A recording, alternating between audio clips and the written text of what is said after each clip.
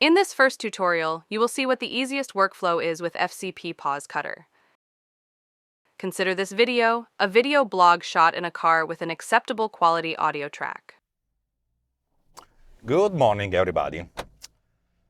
So, this is the first video of the... this is the first morning rant of the 2024. Our goal is to cut and it's all gonna the be pauses a in the speech personal in video. order to have a more paced and smoothly paced video. Open FCP. Pause Cutter and click on the New Session icon. This screen will open. Drag the video onto this area. The reference to the dragged video appears above.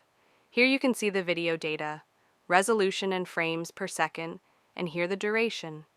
Press the big Analyze All button and wait for the analysis to finish. Once the analysis is finished, you can see below the original duration of the video, the new duration with the pauses removed, the percentage of reduction, and the number of clips that are generated, as well as the average duration of the segments. Finally, press the Send to Final Cut Pro button.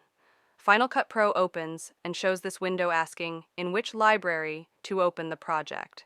Select New Library and choose where you want to save it. In our example, for convenience, select the desktop.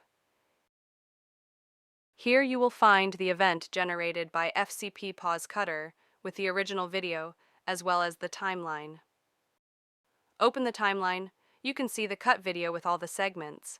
Move to the beginning of the video and start the playback.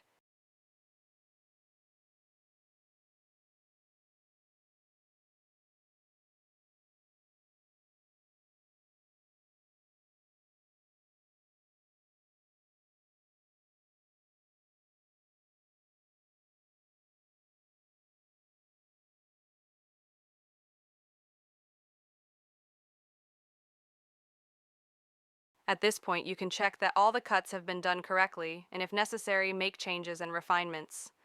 As you can see, a minimum amount of zoom is added between clips so that there are no discontinuity cuts.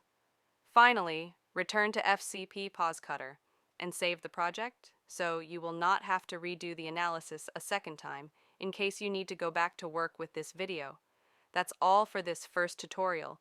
We will see in the next lessons what the endless potential of FCP Pause Cutter are. To learn more, go to Ultimedia Cutter.